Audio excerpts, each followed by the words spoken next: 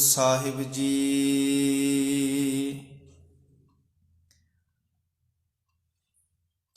ਵਾਹਿਗੁਰੂ ਸਾਹਿਬ ਜੀ।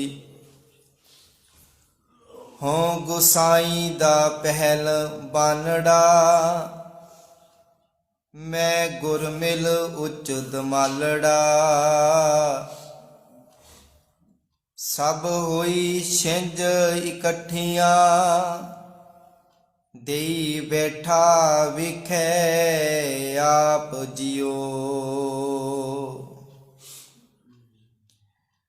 ਧੰਨ ਵਾਹਿਗੁਰੂ ਸਾਹਿਬ ਜੀ। ਵਾਜੇ ਪੰਜ ਸ਼ਬਦ ਤਿਤ ਘਰ ਸੁਭਾਗੈ, ਘਰ ਸੁਭਾਗੈ ਸ਼ਬਦ ਵਾਜੇ। ਕਲਾ ਜਿਤ ਘਰ ਤਾਰੀਆ, ਪੰਚ ਦੂਤ ਤੁਧ ਵਸ ਕੀਤੇ। ਕਾਲ ਕੰਟਕ ਮਾਰਿਆ, ਤੁਰ ਕਰਮ ਪਾਇਆ ਤੁਧ ਜਿਨ ਕੋ। ਸੇ ਨਾਮ ਹਰ ਕੈ ਲਾਗੇ, ਕਹਿ ਨਾਨਕ ਤੈ ਸੁਖ ਹੋਆ। ਤਿਤ ਘਰ ਅਨਹਦ ਵਾਜੇ, ਕਹਿ ਨਾਨਕ ਤੈ ਸੁਖ ਹੋਆ। ਤਿਤ ਘਰ ਅਨਹਦ ਵਾਜੇ। ਪਰਮ ਸਤਿਕਾਰਯੋਗ ਸ੍ਰੀ ਗੁਰੂ ਗ੍ਰੰਥ ਸਾਹਿਬ ਜੀ ਦੀ ਪਾਵਨ ਪਵਿੱਤਰ ਹਜ਼ੂਰੀ ਵਿੱਚ ਅੰਮ੍ਰਿਤ ਵੇਲੇ ਦੀਵਾਨਾਂ ਦੀ ਹਾਜ਼ਰੀ ਭਰ ਰਹੇ ਸਤਿਕਾਰਯੋਗ ਬੜਭਾਗੀ ਸਤ ਸੰਗੀ ਜਨੋ, ਆਓ ਕੁਝ ਸਮਾਂ ਸਤਿਗੁਰੂ ਜੀ ਦੀ ਪਾਵਨ ਗੁਰਬਾਣੀ ਵਿਚਾਰ ਦੇ ਨਾਲ ਸਾਂਝ ਪਾਈਏ। ਪਾਵਨ ਵਿਚਾਰਾਂ ਦੇ ਨਾਲ ਜੁੜਨ ਤੋਂ ਪਹਿਲਾਂ ਆਪਣੀ ਰਸਨਾ ਨੂੰ ਕਰੀਏ ਪਵਿੱਤਰ। ਕੋਈ ਵੀ ਰਸਨਾ ਵਾਂਝੀ ਨਾ ਰਹੇ। ਗੱਜ ਕੇ ਆਖੋ ਵਾਹਿਗੁਰੂ ਜੀ ਕਾ ਖਾਲਸਾ, ਵਾਹਿਗੁਰੂ ਜੀ ਕੀ ਫਤਿਹ। ਆਪ ਜੀ ਨੇ ਸ੍ਰੀ ਗੁਰੂ ਅਮਰਦਾਸ ਸਾਹਿਬ ਜੀ ਦੀ ਮੁਬਾਰਕ ਰਸਨਾ ਤੋਂ ਉਚਾਰਨ ਕੀਤੀ ਪਾਵਨ ਬਾਣੀ ਆਨੰਦ ਸਾਹਿਬ ਜੀ ਦੇ ਵਿੱਚੋਂ ਲੜੀਵਾਰ 5 ਨੰਬਰ ਪਾਵਨ ਪੌੜੀ ਦਾ ਪਾਠ ਆਪ ਜੀ ਨੇ ਸਰਵਣ ਕੀਤਾ ਹੈ, ਜਿਸ ਦੀ ਵਿਚਾਰ ਦੇ ਨਾਲ ਅਸੀਂ ਅੱਜ ਸਾਂਝ ਪਾਵਾਂਗੇ, ਜੁੜਾਂਗੇ। ਜਿਵੇਂ ਗੁਰੂ ਰਾਮ ਅਮਰਦਾਸ ਸਾਹਿਬ ਜੀ ਨੇ ਕੱਲ ਦੇ ਦੀਵਾਨਾਂ ਦੇ ਵਿੱਚ ਜੋ ਸਾਨੂੰ ਉਪਦੇਸ਼ ਬਖਸ਼ਿਸ਼ ਕੀਤਾ ਸੀ ਕਿ ਮੈਂ ਆਪਣੇ ਜੀਵਨ ਦੇ ਅੰਦਰ ਸੱਚੇ ਪ੍ਰਭੂ ਦੇ ਨਾਮ ਨੂੰ ਆਪਣੇ ਜ਼ਿੰਦਗੀ ਦਾ ਆਸਰਾ ਬਣਾਇਆ ਹੈ, ਆਧਾਰ ਬਣਾਇਆ ਹੈ। ਜਦੋਂ ਸੱਚਾ ਨਾਮ ਸਾਡੇ ਜੀਵਨ ਦਾ ਆਸਰਾ ਬਣ ਜਾਵੇਗਾ, ਫਿਰ ਸਾਡੇ ਜੀਵਨ ਦੇ ਅੰਦਰ ਜਿਹੜੀਆਂ ਭੁੱਖਾਂ ਨੇ, ਜਿਹੜੇ ਲਾਲਚ ਨੇ, ਉਹ ਦੂਰ ਹੋ ਜਾਣਗੇ। ਸਾਡੇ ਜੀਵਨ 'ਚ ਸੁੱਖ, ਸ਼ਾਂਤੀ, ਆਨੰਦ ਖੇੜਾ ਆ ਜਾਵੇਗਾ। ਫਿਰ ਸਾਡੇ ਮਨ ਦੀਆਂ ਇੱਛਾਵਾਂ ਵੀ ਜਿਹੜੀਆਂ ਨੇ ਉਹ ਪੂਰੀਆਂ ਹੋ ਜਾਣਗੀਆਂ, ਜਦੋਂ ਸਾਡਾ ਜੀਵਨ ਸੱਚੇ ਨਾਮ ਦੇ ਨਾਲ ਜੁੜ ਗਿਆ। ਅਸੀਂ ਸੱਚੇ ਨਾਮ ਨੂੰ ਜਦੋਂ ਆਪਣੀ ਜ਼ਿੰਦਗੀ ਦਾ ਆਸਰਾ ਬਣਾ ਲਿਆ, ਆਧਾਰ ਬਣਾ ਲਿਆ, ਫਿਰ ਸਾਡੇ ਜਿਹੜੇ ਸੰਸਾਰਕ ਆਸਰੇ ਨੇ ਉਹ ਵੀ ਪਵਿੱਤਰ ਹੋ ਜਾਣਗੇ, ਮਜ਼ਬੂਤ ਹੋ ਜਾਣਗੇ। ਪਾਤਸ਼ਾਹ ਜੀ ਅੱਜ ਇਸ ਪਾਵਨ ਪੌੜੀ ਵਿੱਚ ਬਚਨ ਕਰਦੇ ਨੇ। ਬਾਜੇ ਪੰਜ ਸ਼ਬਦ ਤਿਤ ਘਰ ਸੁਭਾਗੈ। ਪਾਤਸ਼ਾਹ ਜੀ ਕਹਿੰਦੇ ਨੇ ਕਿ ਜਿਨ੍ਹਾਂ ਮਨੁੱਖਾਂ ਦੇ ਜੀਵਨ ਵਿੱਚ ਪੰਜ ਸ਼ਬਦ, ਉਹ ਸ੍ਰੇਸ਼ਟ ਸ਼ਬਦ, ਉਹ ਸ੍ਰੇਸ਼ਟ ਉਪਦੇਸ਼, ਉਹ ਸ੍ਰੇਸ਼ਟ ਜਿਹੜੀ ਗੁਰੂ ਦੀ ਮੱਤ ਹੈ, ਜਿਨ੍ਹਾਂ ਮਨੁੱਖਾਂ ਦੇ ਜੀਵਨ ਵਿੱਚ ਵਸ ਜਾਂਦੇ ਹਨ, ਜਿਨ੍ਹਾਂ ਮਨੁੱਖਾਂ ਦੇ ਜੀਵਨ ਵਿੱਚ ਘਰ ਕਰ ਜਾਂਦੇ ਹਨ। ਮਾਲਕ ਜੀ ਕਹਿੰਦੇ ਨੇ ਤਿਤ ਘਰ ਸੁਭਾਗੈ। ਪਾਤਸ਼ਾਹ ਜੀ ਕਹਿੰਦੇ ਉਹਨਾਂ ਦੇ ਘਰ ਵੱਡਿਆਂ ਭਾਗਾਂ ਵਾਲੇ ਬਣ ਜਾਂਦੇ ਨੇ। ਘਰ ਕਿਹੜਾ? ਇੱਥੇ ਹਿਰਦੇ ਰੂਪੀ ਘਰ ਦੀ ਗੱਲ ਕੀਤੀ ਹੈ। ਤੇ ਪਾਤਸ਼ਾਹ ਜੀ ਕਹਿੰਦੇ ਨੇ ਜਿਨ੍ਹਾਂ ਦੇ ਜੀਵਨ ਵਿੱਚ ਪੰਜ ਸ਼ਬਦ, ਸ੍ਰੇਸ਼ਟ ਸ਼ਬਦ, ਉੱਤਮ ਸ਼ਬਦ, ਗੁਰੂ ਦਾ ਸਿਧਾਂਤ, ਗੁਰੂ ਦੀ ਵਿਚਾਰ, ਗੁਰੂ ਦੀ ਮੱਤ ਜਿਨ੍ਹਾਂ ਦੇ ਜੀਵਨ ਵਿੱਚ ਵਸ ਜਾਂਦੀ ਹੈ, ਜਿਨ੍ਹਾਂ ਦਾ ਜੀਵਨ ਉਸ ਗੁਰੂ ਦੀ ਮੱਤ ਨਾਲ ਜੁੜ ਜਾਂਦਾ ਹੈ, ਜਿਹੜਾ ਪੂਰਾ ਹੈ, ਜਿਹੜਾ ਕਦੇ ਵੀ ਨਾਸ਼ ਹੋਣ ਵਾਲਾ ਨਹੀਂ ਹੈ। ਪਾਤਸ਼ਾਹ ਜੀ ਕਹਿੰਦੇ ਨੇ ਤਿਤ ਘਰ ਸੁਭਾਗੈ। ਮਾਲਿਕ ਜੀ ਕਹਿੰਦੇ ਉਹਨਾਂ ਦੇ ਘਰ ਵੱਡਿਆਂ ਭਾਗਾਂ ਵਾਲੇ ਬਣ ਜਾਂਦੇ ਨੇ, ਉਹਨਾਂ ਦਾ ਜੀਵਨ ਉੱਚਾ ਬਣ ਜਾਂਦਾ ਹੈ। ਤੇ ਗੁਰੂ ਪਿਆਰ ਵਾਲਿਓ, ਪਾਤਸ਼ਾਹ ਜੀ ਦਾ ਬਾਣੀ ਦਾ ਬਚਨ ਪੜ੍ਹਦੇ ਹਾਂ। ਉੱਤਮ ਸ਼ਲੋਕ ਸਾਧ ਕੇ ਬਚਨ, ਅਮੋਲੀਕ ਲਾਲ ਇਹ ਰਤਨ। ਕਿ ਜਿਹੜੇ ਉੱਤਮ ਸ਼ਲੋਕ, ਉੱਤਮ ਦਾ ਅਰਥ ਕੀ ਹੈ? ਸ੍ਰੇਸ਼ਟ। ਜਿਹੜੇ ਸ੍ਰੇਸ਼ਟ ਬਚਨ ਨੇ, ਸਾਧ ਦੇ ਜਿਹੜੇ ਬਚਨ ਨੇ, ਗੁਰੂ ਦੇ ਜਿਹੜੇ ਬਚਨ ਆ, ਉਹ ਬੜੇ ਸ੍ਰੇਸ਼ਟ ਆ, ਬੜੇ ਕੀਮਤੀ ਆ। ਪਾਤਸ਼ਾਹ ਜੀ ਕਹਿੰਦੇ ਨੇ ਗੁਰ ਕਾ ਬਚਨ ਬਸੈ ਜੀ ਨਾਲੇ। ਜਿਨ੍ਹਾਂ ਦੇ ਹਿਰਦਿਆਂ ਵਿੱਚ ਗੁਰੂ ਦੇ ਬਚਨ ਬਸ ਜਾਂਦੇ ਨੇ, ਮਾਲਿਕ ਜੀ ਕਹਿੰਦੇ ਜਲ ਨਹੀਂ ਡੂਬੈ, ਤਸਕਰ ਨਹੀਂ ਲੇਵੈ, ਭਾ ਨਹੀਂ ਸਾਕੇ ਜਾਲੇ। ਪਾਤਸ਼ਾਹ ਜੀ ਕਹਿੰਦੇ ਨਾ ਤਾਂ ਉਹਨਾਂ ਦਾ ਜੀਵਨ ਕਹਿੰਦੇ ਵਿਕਾਰਾਂ ਵਿੱਚ ਡੁੱਬਦਾ ਹੈ, ਨਾ ਤਾਂ ਉਹਨਾਂ ਦੇ ਇਸ ਚੰਗੇ ਜੀਵਨ ਨੂੰ ਕੋਈ ਚੋਰ ਚੁਰਾ ਸਕਦਾ ਹੈ। ਕਹਿੰਦੇ ਉਹਨਾਂ ਨੂੰ ਨਾਮ ਦਾ ਧਨ ਪ੍ਰਾਪਤ ਹੋ ਜਾਂਦਾ ਆ, ਉਹਨਾਂ ਨੂੰ ਗੁਣਾਂ ਵਾਲਾ ਧਨ ਪ੍ਰਾਪਤ ਹੋ ਜਾਂਦਾ। ਜਿਹੜਾ ਪਾਣੀ ਵਿੱਚ ਵੀ ਡੁਬੋ ਦਈਏ, ਉਹ ਪਾਣੀ ਵਿੱਚ ਵੀ ਨਹੀਂ ਡੁੱਬਦਾ। ਨਾ ਤਾਂ ਉਹਨੂੰ ਕੋਈ ਚੋਰ ਚੁਰਾ ਸਕਦਾ ਆ, ਨਾ ਉਹਨੂੰ ਅੱਗ 'ਚ ਸਾੜਿਆ ਜਾ ਸਕਦਾ ਆ। ਜਿਹੜਾ ਦੁਨਿਆਵੀ ਧਨ ਹੁੰਦਾ ਨਾ, ਉਹ ਪਾਣੀ ਵਿੱਚ ਵੀ ਡੁੱਬ ਜਾਂਦਾ ਆ, ਉਹਨੂੰ ਸਾੜਿਆ ਵੀ ਜਾਂਦਾ ਤੇ ਉਹਨੂੰ ਚੋਰ ਚੁਰਾ ਕੇ ਵੀ ਲੈ ਜਾਂਦੇ। ਪਰ ਗੁਰੂ ਪਿਆਰ ਵਾਲੇ ਜਿਹੜਾ ਗੁਣਾਂ ਵਾਲਾ ਧਨ ਹੁੰਦਾ, ਜਿਹਨੂੰ ਅਸੀਂ ਚੰਗੀ ਅਕਲ ਸਮਝ ਵੀ ਕਹਿ ਸਕਦੇ ਹਾਂ, ਨਾਮ ਦਾ ਧਨ, ਗੁਣਾਂ ਵਾਲਾ ਧਨ ਜਿਸ ਮਨੁੱਖ ਕੋਲ ਆ ਜਾਂਦਾ ਆ, ਇਹਨੂੰ ਕੋਈ ਵੀ ਨਹੀਂ ਚੁਰਾ ਸਕਦਾ। ਤੇ ਪਾਤਸ਼ਾਹ ਜੀ ਕਹਿੰਦੇ ਨੇ ਗੁਰ ਕਾ ਬਚਨ ਬਸੈ ਜੀ ਨਾਲੇ, ਜਲ ਨਹੀਂ ਡੂਬੈ, ਤਸਕਰ ਨਹੀਂ ਲੇਵੈ, ਭਾ ਨਾ ਸਾਕੇ ਜਾਲੇ। ਪਾਤਸ਼ਾਹ ਜੀ ਕਹਿੰਦੇ ਨੇ ਜਿਹੜਾ ਮਨੁੱਖ ਵੀ ਜੇ ਕੋ ਬਚਨ, ਮਾਲਕ ਕਹਿੰਦੇ ਜਿਹੜਾ ਵੀ ਗੁਰੂ ਦੇ ਬਚਨਾਂ ਨੂੰ ਜੀਵਨ 'ਚ ਕਮਾਵੇਗਾ, ਉਹਦਾ ਜੀਵਨ ਦੇ ਵਿੱਚ ਖੇੜਾ ਆਨੰਦ, ਉਹਦਾ ਜੀਵਨ ਦੇ ਵਿੱਚ ਭਲਾ ਵੀ ਹੋਵੇਗਾ, ਖੇੜਾ ਆਨੰਦ, ਖੁਸ਼ੀ ਵੀ ਆਵੇਗੀ। ਪਰ ਜੇਕਰ ਮਾਲਕ ਜੀ ਕਹਿੰਦੇ ਗੁਰਸਿੱਖ ਮੀਤ ਚਲੋ ਗੁਰ ਚਾਲੀ, ਜਿਹੜੇ ਗੁਰੂ ਦੇ ਦੱਸੇ ਹੋਏ ਮਾਰਗ ਉੱਤੇ ਚੱਲਦੇ ਨੇ, ਜੋ ਗੁਰ ਕਹੇ ਸੋਈ ਭਲ ਮਾਨੋ, ਜੋ ਗੁਰੂ ਕਹਿੰਦਾ ਆ ਉਹਨੂੰ ਆਪਣੇ ਜੀਵਨ ਅੰਦਰ ਭਲਾ ਕਰਕੇ ਮੰਨਦੇ ਨੇ। ਹਰ ਹਰ ਕਥਾ ਨਿਰਾਲੀ। ਪਾਤਸ਼ਾਹ ਜੀ ਕਹਿੰਦੇ ਨੇ ਉਹਨਾਂ ਦਾ ਜੀਵਨ ਨਿਰਾਲਾ ਬਣ ਜਾਂਦਾ। ਨਿਰਾਲੇ ਦਾ ਅਰਥ ਕੀ ਹੈ? ਵੱਖਰਾ ਹੋ ਜਾਂਦਾ ਉਹਨਾਂ ਦਾ ਜੀਵਨ।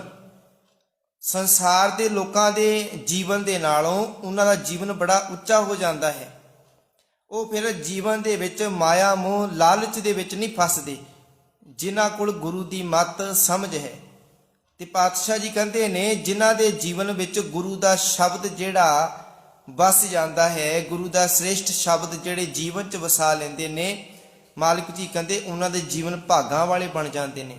ਤੇ ਗੁਰੂ ਪਿਆਰ ਵਾਲਿਓ, ਭਾਗਾਂ ਵਾਲੇ ਉਹਨਾਂ ਦੇ ਜੀਵਨ ਬਣਨਗੇ ਜੇਕਰ ਉਹ ਗੁਰੂ ਦੇ ਸ਼ਬਦ ਨਾਲ ਜੁੜਨਗੇ। ਕਈ ਵਾਰੀ ਅਸੀਂ ਇਹ ਗੱਲ ਕਹਿੰਦੇ ਨਾ, ਇਹ ਭਾਗਾਂ ਵਾਲਾ ਸ਼ਬਦ ਨਾ ਸਾਡੇ ਵਿੱਚ ਬੜਾ ਮਸ਼ਹੂਰ ਹੈ। ਅਸੀਂ ਕਹਿੰਦੇ ਨਾ ਜੇ ਭਾਗਾਂ ਵਿੱਚ ਹੋਵੇਗਾ ਫਿਰ ਇਹ ਕੰਮ ਕਰਾਂਗੇ, ਭਾਗਾਂ ਵਿੱਚ ਹੋਵੇਗਾ ਆਹ ਕੰਮ ਕਰਾਂਗੇ। ਸਾਰੀ ਉਮਰ ਮਨੁੱਖ ਦੇ ਭਾਗ ਹੀ ਨਹੀਂ ਬਣਦੇ ਤੇ ਨਾ ਹੀ ਉਹ ਕੰਮ ਕਰ ਪਾਉਂਦਾ। ਜਦੋਂ ਮਨੁੱਖ ਨੇ ਗੁਰੂ ਦੇ ਨਾਲ ਜੁੜਨਾ ਹੋਵੇ, ਜਦੋਂ ਮਨੁੱਖ ਨੇ ਸਮਾਜ ਦੇ ਵਿੱਚ ਚੰਗੇ ਕੰਮ ਕਰਨੇ ਹੋਣ, ਕਿਸੇ ਚੰਗੇ ਰਾਹ ਉੱਤੇ ਪੈਰ ਰੱਖਣਾ ਹੋਵੇ, ਚੰਗੇ ਰਾਹ ਤੇ ਤੁਰਨਾ ਹੋਵੇ, ਉਸ ਵੇਲੇ ਮਨੁੱਖ ਕਹਿੰਦਾ ਕਿ ਜੇ ਭਾਗਾਂ ਵਿੱਚ ਹੋਵੇਗਾ ਤੇ ਮੈਂ ਕੰਮ ਕਰ ਲਵਾਂਗਾ। ਤੇ ਗੁਰੂ ਪਿਆਰ ਵਾਲਿਓ, ਫਿਰ ਉਹ ਜੀਵਨ ਦੇ ਵਿੱਚ ਕੋਈ ਦਿਨ ਆਉਂਦੇ ਨਹੀਂ, ਨਾ ਤਾਂ ਉਹਦੇ ਭਾਗ ਬਣਦੇ ਆ, ਨਾ ਹੀ ਉਹ ਚੰਗੇ ਕੰਮ ਕਰਦਾ। ਭਾਵ ਕਿ ਉਹਨੇ ਜਿਹੜੇ ਨਾ ਚੰਗੇ ਕੰਮ ਨਾ ਇਹ ਭਾਗਾਂ ਤੇ ਸਿੱਟੇ ਹੋਏ ਆ ਕਿ ਭਾਈ ਜੇ ਭਾਗਾਂ ਵਿੱਚ ਹੋਣਗੇ ਫੇਰ ਹੀ ਇਹ ਚੰਗੇ ਕੰਮ ਕਰਾਂਗਾ। ਗੁਰੂ ਪਿਆਰ ਵਾਲਿਓ, ਚੰਗੇ ਭਾਗ ਉਦੋਂ ਬਣਨਗੇ ਜਦੋਂ ਅਸੀਂ ਚੰਗੇ ਕੰਮ ਕਰਨੇ ਸ਼ੁਰੂ ਕਰ ਦੇਵਾਂਗੇ। ਇਹ ਭਾਗਾਂ ਵਿੱਚ ਸਾਨੂੰ ਲਿਖਣੇ ਪੈਣੇ ਆ। ਜਦੋਂ ਅਸੀਂ ਆਪਣੇ ਪੈਰਾਂ ਦੇ ਨਾਲ ਤੁਰ ਕੇ ਉਹ ਕਰਮ ਕਰਾਂਗੇ, ਚੰਗੇ ਕਰਮ ਕਰਾਂਗੇ, ਫਿਰ ਭਾਗ ਵੀ ਚੰਗੇ ਬਣ ਜਾਣਗੇ। ਹੁਣ ਅਸੀਂ ਆਖਾਂਗੇ ਭਾਈ ਸਾਡੇ ਤੇ ਗੁਰੂ ਦੀ ਕਿਰਪਾ ਹੋਵੇਗੀ, ਜੇ ਭਾਗ ਹੋਣਗੇ ਚੰਗੇ ਤੇ ਗੁਰੂ ਦੀ ਕਿਰਪਾ ਹੋਵੇਗੀ, ਜੇ ਸਾਡੇ ਭਾਗ ਚੰਗੇ ਹੋਣਗੇ ਗੁਰੂ ਦੀ ਸੰਗਤ ਕਰ ਲਵਾਂਗੇ। ਗੁਰੂ ਪਿਆਰ ਵਾਲਿਓ, ਅਸੀਂ ਆਪਣੇ ਜੀਵਨ ਵਿੱਚ ਉਦਮ ਕੀਤਾ ਤੇ ਗੁਰੂ ਦੀ ਸ਼ਰਨ ਵਿੱਚ ਆ ਗਏ, ਸਾਡੇ ਭਾਗ ਚੰਗੇ ਬਣ ਗਏ, ਸਾਡਾ ਸਮਾਂ ਜਿਹੜਾ ਸਫਲਾ ਹੋ ਰਿਹਾ। ਪਰ ਮਨੁੱਖ ਘਰੇ ਬੈਠਾ ਹੀ ਗੱਲ ਆਖੀ ਜਾਏ ਭਾਈ ਭਾਗ ਚੰਗੇ ਹੋਣਗੇ ਤੇ ਫੇਰ ਹੀ ਮੈਂ ਗੁਰੂ ਦੀ ਬਾਣੀ ਨਾਲ ਜੁੜਾਂਗਾ। ਹੁਣ ਬੱਚਾ ਇਹ ਗੱਲ ਆਖੇ ਕਿ ਮੈਂ ਆਪਣੇ ਘਰ ਵਿੱਚ ਬਹਿ ਜਾਵਾਂ ਚੁੱਪ ਕਰਕੇ ਤੇ ਮਨ ਵਿੱਚ ਬਸ ਇੱਕ ਗੱਲ ਚੇਤਾ ਰੱਖਾਂ ਕਿ ਭਾਗ ਚੰਗੇ ਹੋਣਗੇ, ਮੈਂ ਸਕੂਲ ਪੜ੍ਹ ਲਵਾਂਗਾ। ਹੁਣ ਬੱਚਾ ਨਾ ਤਾਂ ਉੱਠ ਕੇ ਸਕੂਲ ਪੜ੍ਹਨ ਜਾਵੇ, ਨਾ ਤਾਂ ਸਕੂਲ ਵਾਲੇ ਰਾਹ ਤੇ ਤੁਰੇ, ਨਾ ਉਹ ਆਪਣਾ ਸਾਰਾ ਸਮਾਨ ਖਰੀਦ ਕੇ ਲਿਆਵੇ, ਬਸ ਇਸ ਆਸ ਤੇ ਬੈਠਾ ਆ ਕਿ ਭਾਈ ਜਦੋਂ ਭਾਗ ਹੋਣਗੇ ਫਿਰ ਮੈਂ ਸਕੂਲ ਵਿੱਚ ਪੜ੍ਹਾਈ ਕਰ ਲਵਾਂਗਾ। ਗੁਰੂ ਪਿਆਰ ਵਾਲਿਓ, ਉਦਮ ਦੇ ਨਾਲ ਸਭ ਕੁਝ ਹੋਣਾ। ਉਦਮ ਨੇ ਹੀ ਸਾਡੇ ਭਾਗਾਂ ਨੂੰ ਚੰਗੇ ਬਣਾਉਣਾ ਆ, ਸਾਡੇ ਭਾਗ ਬਣਾਉਣੇ ਆ। ਤੇ ਪਾਤਸ਼ਾਹ ਜੀ ਕਹਿੰਦੇ ਨੇ ਫਿਰ ਉਹਨਾਂ ਦਾ ਜੀਵਨ ਭਾਗਾਂ ਵਾਲਾ ਬਣਦਾ ਹੈ, ਜਿਨ੍ਹਾਂ ਦੇ ਜੀਵਨ ਵਿੱਚ ਇਹ ਸ਼ਬਦ ਵਸ ਜਾਂਦਾ ਆ। ਤੇ ਸ਼ਬਦ ਵਸੇਗਾ ਫੇਰ ਹੀ ਭਾਗਾਂ ਵਾਲਾ ਬਣਨਾ। ਕਦੀ ਇਸ ਤਰ੍ਹਾਂ ਨਹੀਂ ਹੋਇਆ ਗੁਰੂ ਪਿਆਰ ਵਾਲਿਓ ਕਿ ਅਸੀਂ ਪਹਿਲਾਂ ਸਾਡੀ ਭੁੱਖ ਮਿਟ ਜਾਵੇ ਤੇ ਫਿਰ ਅਸੀਂ ਪ੍ਰਸ਼ਾਦਾ ਛਕੀਏ, ਸਾਡੀ ਪਿਆਸ ਮਿਟ ਜਾਵੇ ਤੇ ਫਿਰ ਅਸੀਂ ਪਾਣੀ ਪੀਏ। ਅਸਲ ਵਿੱਚ ਪਹਿਲਾਂ ਪਾਣੀ ਪੀਵਾਂਗੇ ਫਿਰ ਸਾਡੀ ਪਿਆਸ ਮਿਟੇਗੀ, ਪਹਿਲਾਂ ਪ੍ਰਸ਼ਾਦਾ ਛਕਾਂਗੇ ਫਿਰ ਸਾਡੀ ਭੁੱਖ ਮਿਟੇਗੀ। ਇਸੇ ਤਰ੍ਹਾਂ ਪਹਿਲਾਂ ਅਸੀਂ ਗੁਰੂ ਦੇ ਦੱਸੇ ਹੋਏ ਰਾਹ ਉੱਤੇ ਚੱਲਾਂਗੇ, ਫਿਰ ਸਾਡਾ ਜੀਵਨ ਭਾਗਾਂ ਵਾਲਾ ਬਣੇਗਾ, ਫਿਰ ਸਾਡਾ ਜੀਵਨ ਉੱਚਾ ਬਣੇਗਾ, ਸਮਝ ਵਾਲਾ ਬਣੇਗਾ। ਤੇ ਗੁਰੂ ਪਿਆਰ ਵਾਲਿਓ, ਇਸੇ ਤਰ੍ਹਾਂ ਮਾਲਿਕ ਜੀ ਕਹਿੰਦੇ ਨੇ ਬਾਜੇ ਪੰਚ ਸ਼ਬਦ ਤਿਤ ਘਰ ਸੁਭਾਗੇ। ਕਹਿੰਦੇ ਉਹਨਾਂ ਮਨੁੱਖਾਂ ਦੇ ਹਿਰਦੇ ਰੂਪੀ ਘਰ ਭਾਗਾਂ ਵਾਲੇ ਬਣ ਜਾਂਦੇ ਨੇ। ਘਰ ਸੁਭਾਗੇ ਸ਼ਬਦ ਬਾਜੇ ਕਲਾ ਜਿਤ ਘਰ ਧਾਰੀਆ। ਕਹਿੰਦੇ ਜਿਨ੍ਹਾਂ ਦੇ ਹਿਰਦਿਆਂ ਵਿੱਚ ਉਸ ਮਾਲਕ ਨੇ ਆਪਣੀ ਸੱਤਿਆ ਪਾਈ ਹੈ, ਆਪਣੀ ਤਾਕਤ ਪਾਈ ਹੈ, ਜਿੰਦ ਜਾਨ ਪਾਈ ਹੈ, ਮਾਲਕ ਜੀ ਕਹਿੰਦੇ ਨੇ ਉਹਨਾਂ ਦੇ ਜੀਵਨ ਭਾਗਾਂ ਵਾਲੇ ਬਣ ਜਾਂਦੇ ਨੇ। ਕਲਾ ਜਿਤ ਘਰ ਧਾਰੀਆ, ਜਿਨ੍ਹਾਂ ਨੇ ਆਪਣੇ ਹਿਰਦੇ ਵਿੱਚ ਉਸ ਮਾਲਕ ਦੇ ਨਾਮ ਨੂੰ ਵਸਾ ਲਿਆ, ਧਾਰ ਲਿਆ, ਜੀਵਨ 'ਚ ਵਸਾ ਲਿਆ, ਪਾਤਸ਼ਾਹ ਜੀ ਕਹਿੰਦੇ ਨੇ ਉਹਨਾਂ ਦੇ ਜੀਵਨ ਸੋਹਣੇ ਬਣ ਜਾਂਦੇ ਆ। ਪੰਚ ਦੂਤ, ਹੁਣ ਅੱਗੇ ਸਤਿਗੁਰੂ ਜੀ ਨੇ ਪੰਚ ਦੂਤ, ਇੱਥੇ ਪੰਜ ਦਾ ਅਰਥ ਕੀ ਹੈ? ਪੰਜ ਵਿਕਾਰ। ਇੱਥੇ ਗਿਣਤੀ ਦੇ ਪੰਜ ਦੀ ਗੱਲ ਕੀਤੀ ਹੈ। ਪੰਚ ਦੂਤ, ਦੂਤ ਦਾ ਅਰਥ ਕੀ ਹੈ? ਵਿਕਾਰ। ਦੂਤ ਕੋਈ ਇਹੋ ਜਿਹੀ ਤਾਕਤ ਨਹੀਂ ਹੈ ਜਿਵੇਂ ਸਾਡੇ ਮਨਾਂ ਵਿੱਚ ਇਹ ਭੁਲੇਖੇ ਪਾਏ ਗਏ ਕਿ ਸ਼ਾਇਦ ਕੋਈ ਇੱਕ ਧਰਮਰਾਜ ਹੁੰਦਾ, ਇਹ ਕੁਝ ਦੂਤ ਹੁੰਦੇ ਆ, ਉਹਦੇ ਆਪਣੇ ਬੰਦੇ ਹੁੰਦੇ ਆ ਜਿਹੜਾ ਮਨੁੱਖ ਨੂੰ ਲੈ ਕੇ ਜਾਂਦੇ ਆ, ਕੋਈ ਸ਼ਾਇਦ ਉੱਪਰ ਕੋਈ ਸਵਰਗ ਬਣਾਇਆ ਹੋਇਆ, ਕੋਈ ਨਰਕ ਬਣਿਆ ਹੋਇਆ ਆ। ਪਰ ਗੁਰਬਾਣੀ ਜਿਹੜੀ ਇਹਨਾਂ ਵਿਚਾਰਾਂ ਨੂੰ ਨਹੀਂ ਮੰਨਦੀ। ਗੁਰਬਾਣੀ ਕਹਿੰਦੀ ਆ ਕਿ ਤੇਰਾ ਜੀਵਨ ਗੁਰੂ ਨਾਲ ਜੁੜਨਾ, ਚੰਗੇ ਕੰਮ ਕਰਨਾ, ਇਹ ਸਵਰਗ ਹੈ। ਜਦੋਂ ਤੇਰੇ ਜੀਵਨ 'ਚ ਸੁੱਖ ਹੈ, ਤੇਰਾ ਜੀਵਨ ਸਵਰਗ ਹੈ। ਪਰ ਜਦੋਂ ਤੂੰ ਗੁਰੂ ਨਾਲ ਟੁੱਟ ਕੇ ਮਾੜੇ ਕੰਮ ਕਰਦਾ ਆ, ਤੇਰੇ ਕੋਲ ਚੰਗੀ ਅਕਲ ਸਮਝ ਨਹੀਂ ਹੈ, ਜੋ ਮਾੜੇ ਥਾਂ ਤੇ ਜਾਣਾ ਆ, ਤੇਰਾ ਜੀਵਨ ਨਰਕ ਬਣ ਜਾਂਦਾ ਆ। ਉੱਥੇ ਤੂੰ ਆਪਣੇ ਪਰਿਵਾਰ ਦਾ ਜੀਵਨ ਵੀ ਨਰਕ ਬਣਾ ਦਿੰਦਾ ਆ। ਤੇ ਪਾਤਸ਼ਾਹ ਜੀ ਕਹਿੰਦੇ ਨੇ ਪੰਜ ਦੂਤ ਤੁਧ ਵਸ ਕੀਤੇ। ਕਹਿੰਦੇ ਜਦੋਂ ਮੈਂ ਪੰਜ ਦੂਤਾਂ ਨੂੰ, ਪੰਜ ਵਿਕਾਰਾਂ ਨੂੰ ਵਸ ਵਿੱਚ ਕਰ ਲਿਆ। ਗੁਰੂ ਪਿਆਰ ਵਾਲਿਓ, ਵਸ ਵਿੱਚ ਕਰਨਾ, ਕਾਬੂ ਵਿੱਚ ਕਰਨਾ, ਕੰਟਰੋਲ ਕਰ ਲੈਣਾ। ਹੁਣ ਗੁਰੂ ਪਿਆਰ ਵਾਲਿਓ, ਜਿਹੜੀ ਚੀਜ਼ ਨਾ ਸਾਡੇ ਵਸ ਵਿੱਚ ਹੈ ਨਾ, ਸਾਡੇ ਕਾਬੂ 'ਚ ਆ, ਸਾਡੀ ਮੁੱਠੀ ਵਿੱਚ ਆ, ਉਹ ਸਾਡੇ ਤੋਂ ਬਾਹਰ ਹੋ ਕੇ ਕੋਈ ਕੰਮ ਨਹੀਂ ਕਰੇਗੀ। ਭਾਵੇਂ ਅਸੀਂ ਸੰਸਾਰ ਤੇ ਵਿਚਰਦੇ ਹਾਂ, ਕਿਤੇ ਵੀ ਜਿਹੜਾ ਵੀ ਅਸੀਂ ਕਿੱਤਾ ਕਰਦੇ, ਕਿਸੇ ਨੇ ਸੰਬੰਧਿਤ, ਕਿਸੇ ਵੀ ਕਿੱਤੇ ਨਾਲ ਸੰਬੰਧਿਤ ਆ, ਚਾਹੇ ਕੋਈ ਬਿਜ਼ਨਸ ਵੀ ਕਰਦੇ ਆ, ਜਿੱਥੇ ਸਾਡਾ ਪੂਰਾ ਕਾਬੂ ਹੈ, ਸਾਡਾ ਪੂਰਾ ਕੰਟਰੋਲ ਹੈ, ਉੱਥੇ ਕੋਈ ਵੀ ਸਾਡੇ ਤੋਂ ਬਿਨਾਂ ਪੁੱਛੇ ਕੰਮ ਨਹੀਂ ਕਰ ਸਕਦਾ, ਕਿਉਂਕਿ ਸਾਡਾ ਸਾਰਿਆਂ ਤੇ ਕੰਟਰੋਲ ਹੈ, ਸਾਡਾ ਸਾਰਿਆਂ ਤੇ ਕਾਬੂ ਹੈ, ਉਹ ਸਾਡੇ ਵੱਸ ਵਿੱਚ ਹਨ। ਤੇ ਗੁਰੂ ਪਿਆਰ ਵਾਲਿਓ, ਇਸੇ ਤਰ੍ਹਾਂ ਹੀ ਕੋਈ ਵੀ ਚੀਜ਼ ਹੈ ਜਿਹੜੀ ਸਾਡੇ ਵੱਸ ਵਿੱਚ ਆ, ਜਿਹੜੀ ਸਾਡੇ ਕਾਬੂ ਵਿੱਚ ਆ, ਅਸੀਂ ਜੋ ਕਵਾਂਗੇ ਉਹਨੇ ਉਹੀ ਕੰਮ ਕਰਨਾ ਆ। ਗੁਰੂ ਪਿਆਰ ਵਾਲੇ, ਇਸੇ ਤਰ੍ਹਾਂ ਹੀ ਜਦੋਂ ਪੰਜ ਵਿਕਾਰ ਸਾਡੇ ਵੱਸ ਵਿੱਚ ਆ ਗਏ ਨਾ, ਇਹ ਫਿਰ ਸਾਡੀ ਮਤ ਦੇ ਮੁਤਾਬਕ ਨਹੀਂ ਚੱਲਣਗੇ। ਫਿਰ ਇਹ ਗੁਰੂ ਦੀ ਮੱਤ ਮੁਤਾਬਕ ਚੱਲਣਗੇ। ਕਿਉਂਕਿ ਇਹ ਪੰਜ ਵਿਕਾਰ ਵੀ ਤੂੰ ਤਾਂ ਹੀ ਕਾਬੂ ਕਰ ਸਕਦਾ ਆ ਜੇਕਰ ਤੇਰੇ ਕੋਲ ਗੁਰੂ ਦੀ ਮੱਤ ਆ, ਸਮਝ ਆ। ਪਾਤਸ਼ਾਹ ਜੀ ਕਹਿੰਦੇ ਨਾ, ਗੁਰ ਬਿਨ ਕਿਨ ਸਮਝਾਈਏ ਮਨ ਰਾਜਾ ਸੁਲਤਾਨ। ਗੁਰੂ ਤੋਂ ਬਿਨਾ ਇਹਨੂੰ ਸਮਝਾਉਣ ਵਾਲਾ ਕੋਈ ਨਹੀਂ ਹੈ। ਮਾਲਿਕ ਜੀ ਕਹਿੰਦੇ ਨੇ ਕਿਉਂਕਿ ਮਨ ਜਿਹੜਾ ਰਾਜਾ ਸੁਲਤਾਨ ਬਣ ਕੇ ਬੈਠਾ ਹੋਇਆ ਆ, ਮਨ ਜਿਹੜਾ ਸੁਲਤਾਨ ਆਪਣੇ ਆਪ ਨੂੰ ਬਾਦਸ਼ਾਹ ਸਮਝਦਾ, ਪਰ ਗੁਰੂ ਜਿਹੜਾ ਇਸ ਮਨ ਨੂੰ ਕੰਟਰੋਲ ਕਰਦਾ ਆ, ਕਾਬੂ ਕਰਦਾ ਆ। ਤੇ ਪਾਤਸ਼ਾਹ ਜੀ ਕਹਿੰਦੇ ਨੇ, ਬੰਧਨ ਕਾਟ ਮੁਕਤ ਗੁਰ ਕੀਨਾ, ਕਾਮ ਕ੍ਰੋਧ ਲੋਭ ਮੋਹ ਬਸ ਕੀਨਾ, ਬੰਧਨ ਕਾਟ ਮੁਕਤ ਗੁਰ ਕੀਨਾ। ਕਹਿੰਦੇ ਇਹਨਾਂ ਕਾਮ ਕ੍ਰੋਧ ਲੋਭ ਹੰਕਾਰ ਨੂੰ ਬਸ ਵਿੱਚ ਕਰਨਾ, ਤੇਰੇ ਜੀਵਨ ਵਿੱਚੋਂ ਬੰਧਨ ਕੱਟਣੇ, ਇਹ ਗੁਰੂ ਨੇ ਕਰਨਾ ਸਾਰਾ ਕੰਮ। ਬੰਦ ਪਾਇਆ ਮੇਰੇ ਸਤਿਗੁਰ ਪੂਰੇ, ਹੋਈ ਸਰਬ ਕਲਿਆਣ। ਕਹਿੰਦੇ ਗੁਰੂ ਨੇ ਮੇਰੇ ਜੀਵਨ ਵਿੱਚ ਬੰਨ ਪਾ ਦਿੱਤਾ। ਪਰਮੇਸ਼ਰ ਦਿੱਤਾ ਬੰਨਾ, ਦੁੱਖ ਰੋਗ ਕਾ ਡੇਰਾ ਪੰਨਾ। ਕਹਿੰਦੇ ਮੇਰੇ ਜੀਵਨ ਵਿੱਚ ਮਾਲਕ ਨੇ ਬੰਨ ਮਾਰ ਦਿੱਤਾ। ਕਹਿੰਦੇ ਜਿਸ ਰਸਤੇ ਥਾਣੀ ਵਿਕਾਰ ਮੇਰੇ ਜੀਵਨ ਵਿੱਚ ਆਉਂਦੇ ਸੀ, ਔਗਣ ਮੇਰੇ ਜੀਵਨ 'ਚ ਆਉਂਦੇ ਸੀ, ਉਸ ਰਾਹ ਵਿੱਚ ਮੇਰੇ ਗੁਰੂ ਨੇ ਬੰਨ ਲਾ ਦਿੱਤਾ। ਦੁੱਖ ਰੋਗ ਕਾ ਡੇਰਾ ਪੰਨਾ, ਜੀਵਨ 'ਚ ਜਿਹੜਾ ਦੁੱਖਾਂ ਦਾ ਰੋਗਾਂ ਦਾ ਡੇਰਾ ਸੀ ਨਾ, ਉਹ ਗੁਰੂ ਨੇ ਖਤਮ ਕਰ ਦਿੱਤਾ ਆ। ਹੁਣ ਕੀ ਹੋਇਆ? ਆਨੰਦ ਕਰੈ ਨਰ ਨਾਰੀ, ਹਰ ਹਰ ਪ੍ਰਭ ਕਿਰਪਾ ਤਾਰੀ। ਕਹਿੰਦੇ ਜੀਵਨ ਦੇ ਵਿੱਚ ਹੁਣ ਨਰ ਨਾਰੀ ਜਿਹੜੇ ਮੇਰੇ ਗਿਆਨ ਇੰਦਰੇ, ਇਹ ਕਰਮ ਇੰਦਰੇ, ਕਹਿੰਦੇ ਹੁਣ ਆਨੰਦ ਵਿੱਚ ਰਹਿੰਦੇ ਨੇ, ਕਿਉਂਕਿ ਮਾਲਕ ਦੀ ਕਿਰਪਾ ਹੋ ਗਈ, ਰਹਿਮਤ ਹੋ ਗਈ। ਪਾਤਸ਼ਾਹ ਜੀ ਕਹਿੰਦੇ ਨੇ, ਸੰਤੋ ਸੁਖ ਹੋਆ ਸਭ ਥਾਈ, ਪਾਰ ਬ੍ਰਹਮ ਪੂਰਨ ਪਰਮੇਸ਼ਰ, ਰੱਬ ਰਹਿਆ ਸਭਨੀ ਜਾਈ। ਕਹਿੰਦੇ ਹੁਣ ਜੀਵਨ ਵਿੱਚ ਸੁਖ ਹੋ ਗਿਆ। ਹੁਣ ਮੈਨੂੰ ਕਹਿੰਦੇ ਸਾਰੇ ਪਾਸੇ ਉਹ ਪਾਰ ਬ੍ਰਹਮ ਅਕਾਲ ਪੁਰਖ ਵਾਹਿਗੁਰੂ ਨਜ਼ਰ ਆਉਂਦਾ ਆ। ਹੁਣ ਮੈਂ ਸਾਰੇ ਪਾਸੇ ਉਸ ਮਾਲਕ ਨੂੰ ਮਹਿਸੂਸ ਕਰਦਾ ਆ, ਕਿਉਂਕਿ ਮੈਂ ਆਪਣੇ ਜੀਵਨ ਅੰਦਰ ਪੰਜ ਵਿਕਾਰਾਂ ਨੂੰ ਕਾਬੂ ਵਿੱਚ ਕਰ ਲਿਆ ਆ। ਪਾਤਸ਼ਾਹ ਕਹਿੰਦੇ ਨੇ, ਪੰਜ ਦੂਤ ਤੁਧ ਵਸ ਕੀਤੇ। ਕਹਿੰਦੇ ਜਿਨ੍ਹਾਂ ਨੇ ਪੰਜ ਵਿਕਾਰਾਂ ਨੂੰ ਵਸ ਵਿੱਚ ਕਰ ਲਿਆ ਨਾ, ਕਾਲ ਕੰਟਕ ਮਾਰਿਆ। ਕਾਲ ਦਾ ਅਰਥ ਕੀ ਆ? ਮੌਤ। ਇੱਥੇ ਸਰੀਰਕ ਮੌਤ ਦੀ ਗੱਲ ਨਹੀਂ ਕੀਤੀ, ਇੱਥੇ ਹੈ ਆਤਮਿਕ ਮੌਤ ਦੀ।